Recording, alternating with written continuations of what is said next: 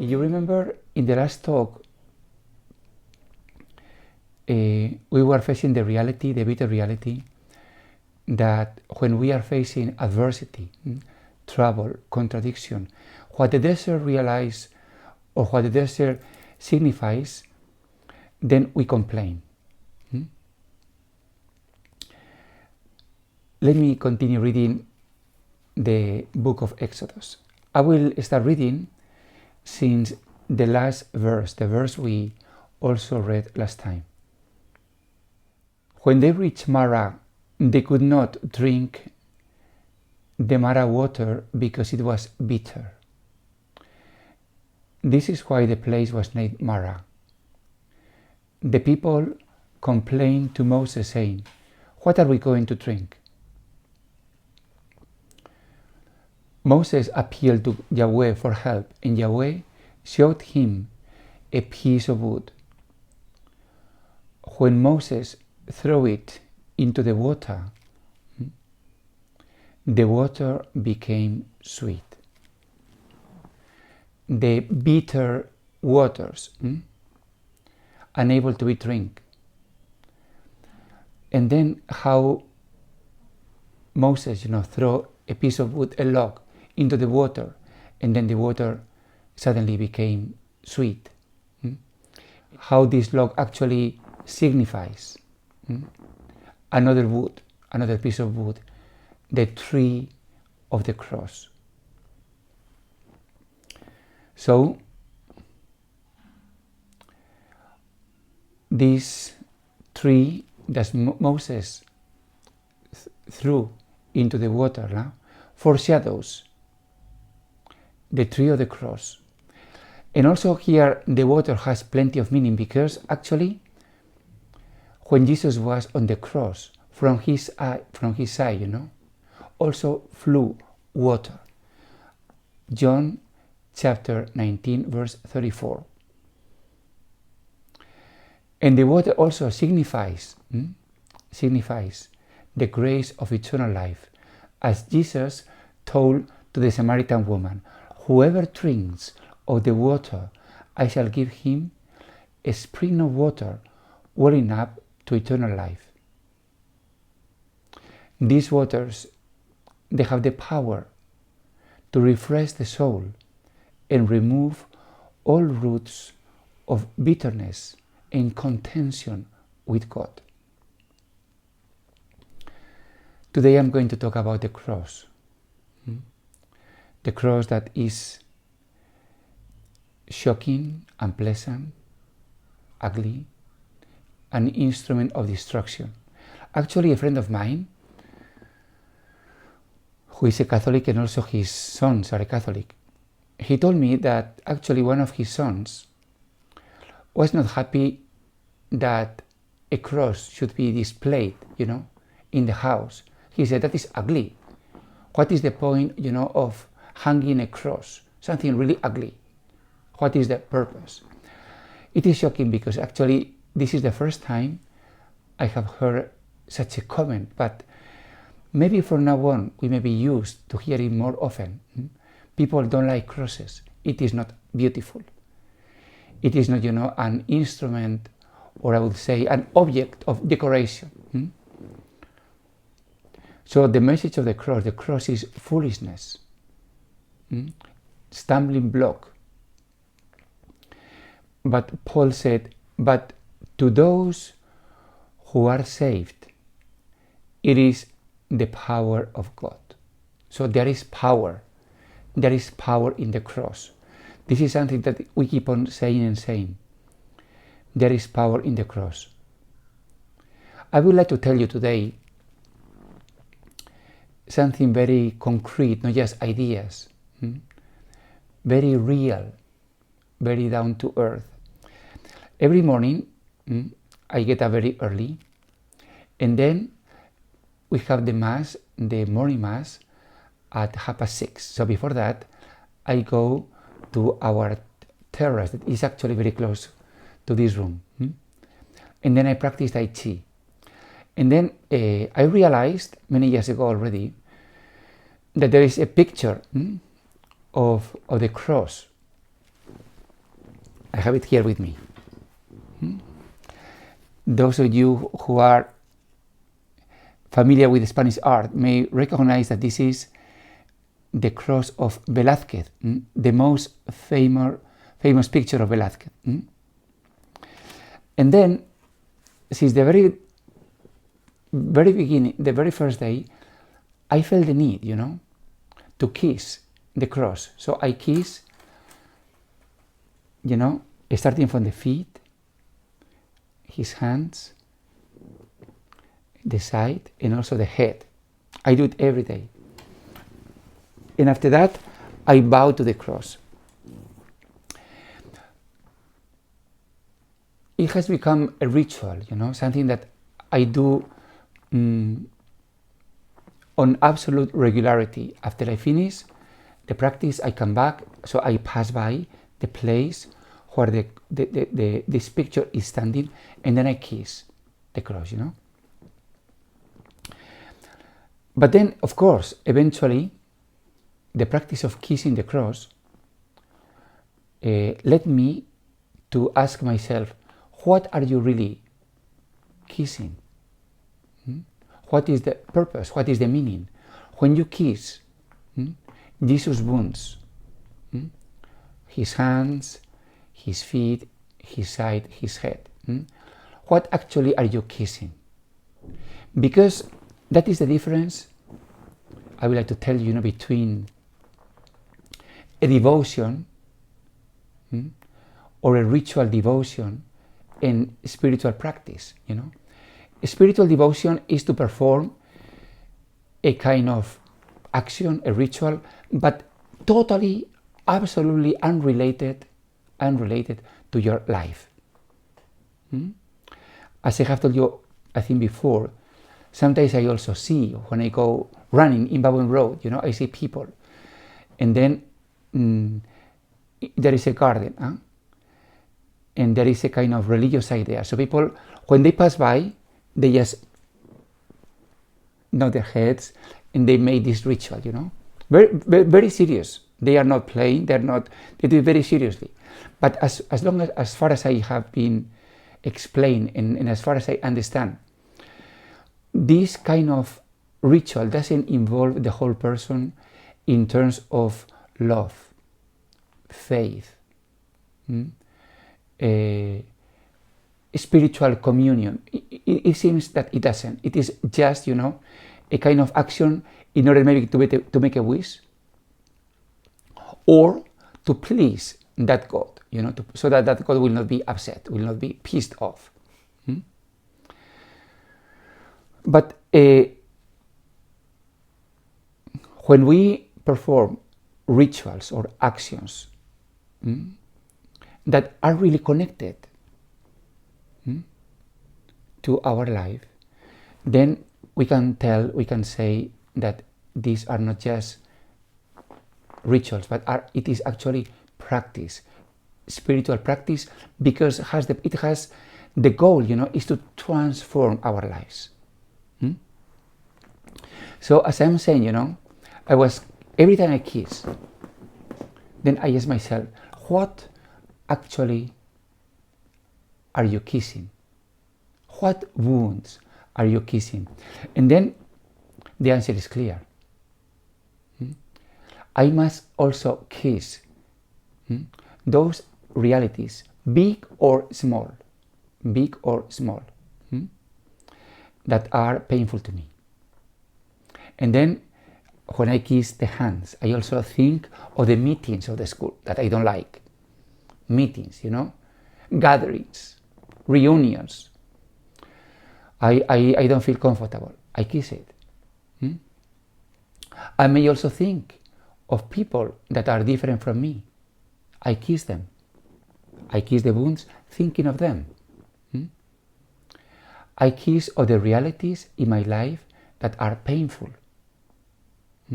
So for me, kissing the wounds is kissing my own wounds. That is the thing.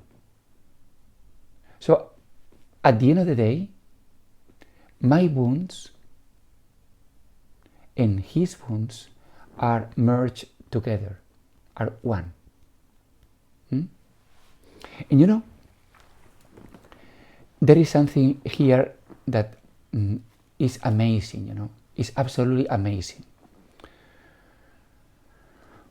Because you see the sequence of the events, at the beginning, you know, at the very beginning, when we see the cross, we are drawn to kiss it, and because Jesus is good, because Jesus is love, because in his cross Jesus proclaimed and manifested his love, you know. So it's so common, so normal, so widespread for Christians. Sorry, maybe not so much for Christians, but at least for Catholics, you know, to kiss the cross. Even, you know, one of the main parts of the celebration in Good Friday is the adoration of the cross. And in countries like Spain, you know, in countries like Spain, people do actually kiss the cross. It's a way to show devotion, adoration, to worship the cross. And also, with the kissing, there is an obvious element of affection, of tenderness, of love. Affection, tenderness, love. So the cross is able to bring from us, you know, this element of love, of affection, of sweet tenderness. This is the first step, very clear. But then, imagine, slowly, gently, without any effort whatsoever, without any violence whatsoever, you start kissing Jesus' wounds, and you start showing affection, tenderness, love to Jesus' wounds. That is the first step. But again, you know, without any effort, slowly, gently. In Chinese, there is a way of saying that I like to share with you, pat chi pa kok, without being aware. Pat chi pa kokam, without being aware, you start kissing your own wounds. Those wounds that, as I said in the last talk, those adversities, those bitterness that make you complain. That is the normal reaction, you know. The weather,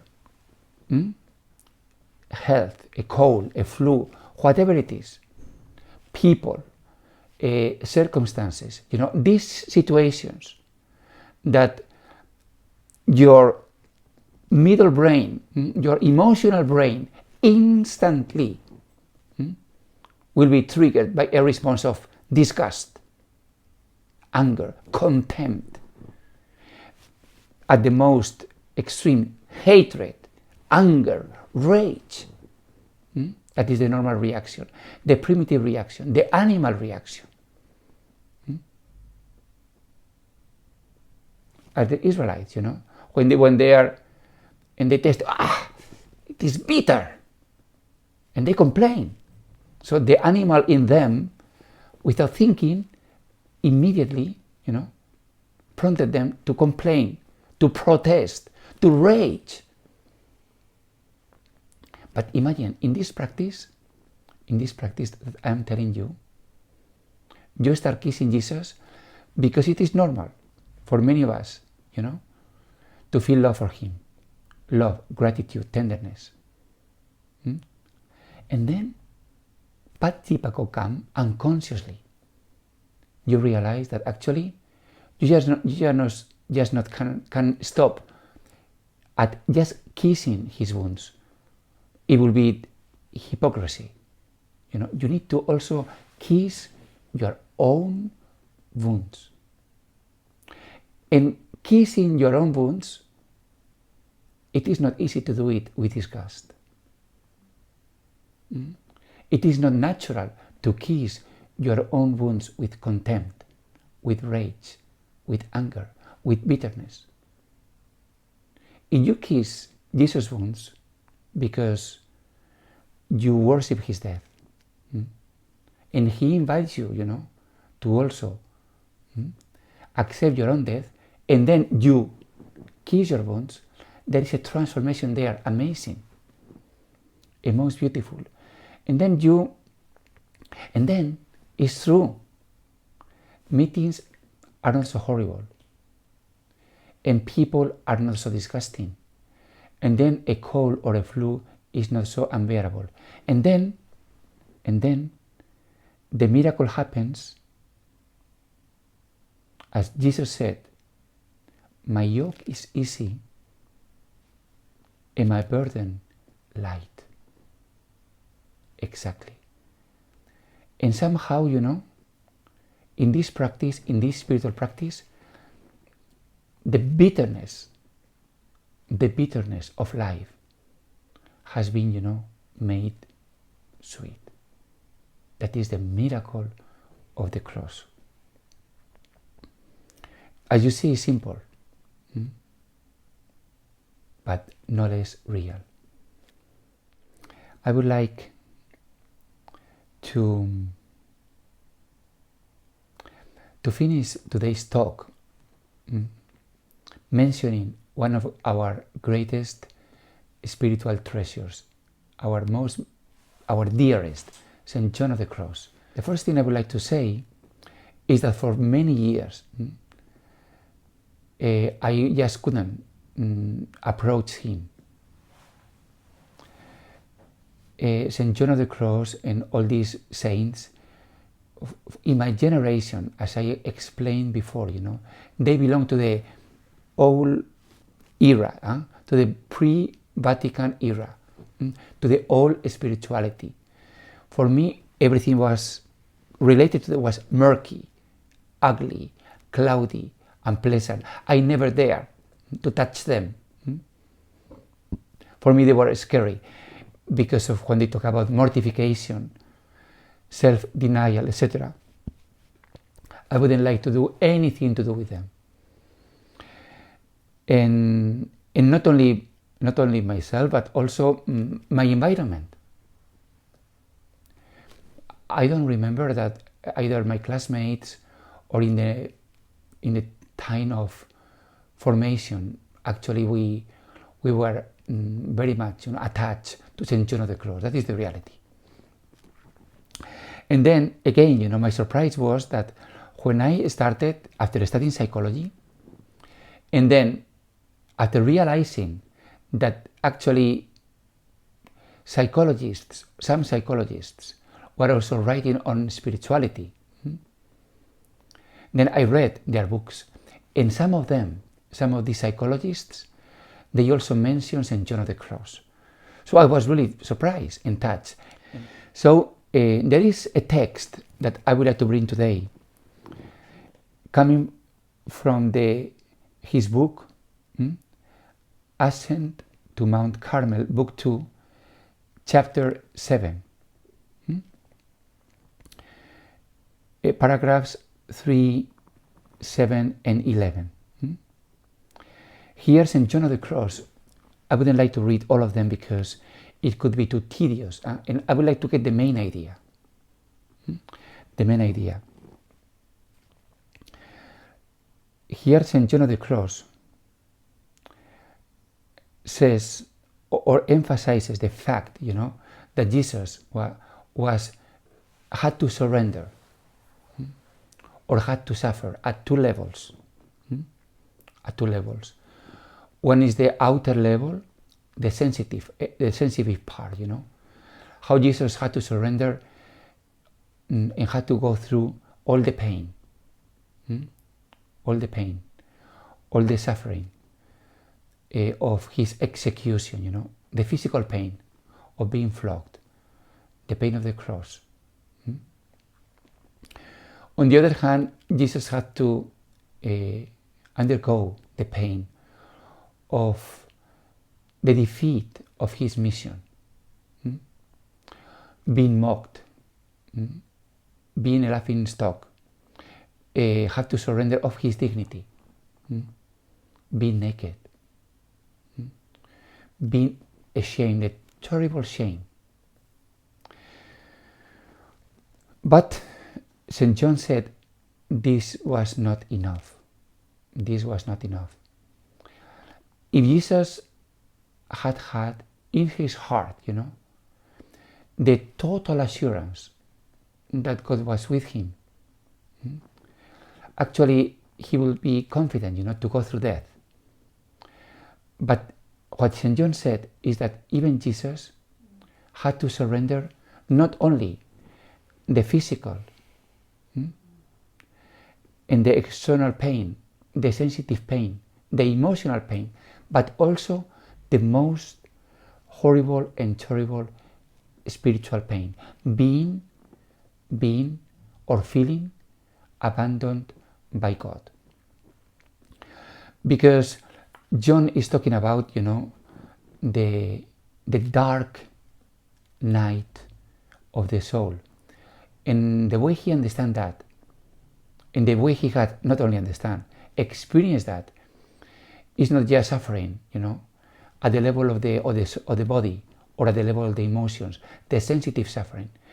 John even experienced, a complete destitution, being abandoned by God. Actually, I don't know what is that. Okay, sorry. I have to say I do. Of course, not at the level of John. But I also, I experienced that, as I have shared with you, when at the age of 24, I felt so abandoned, And the same that John, I also experienced that my only consolation is that Jesus actually experienced not the same, but millions of times more.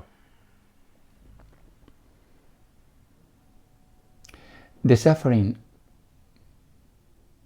of the Son of God, wretched, mocked, even deserted by God, offers a home for everyone's sorrow. This is the message of the cross. The suffering of Jesus, the suffering of the cross.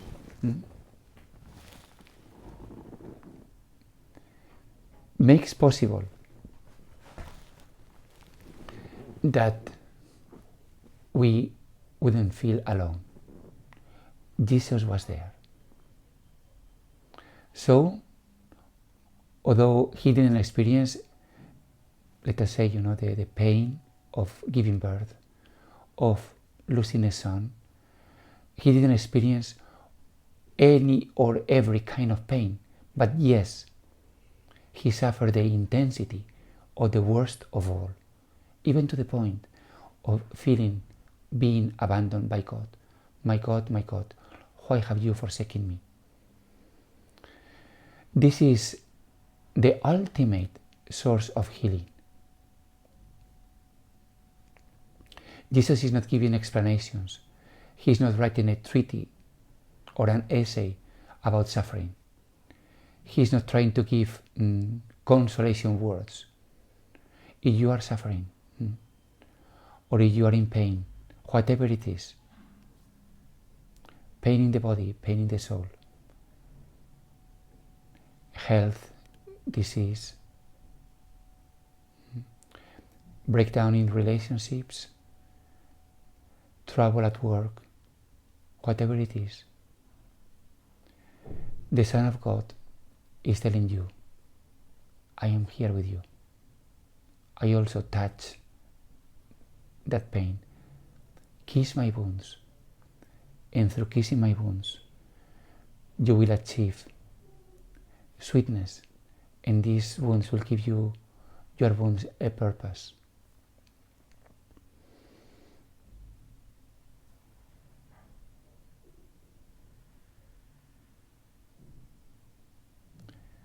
Whatever you may be in, whatever your condition may be, Jesus has already touched and sanctified that abyss.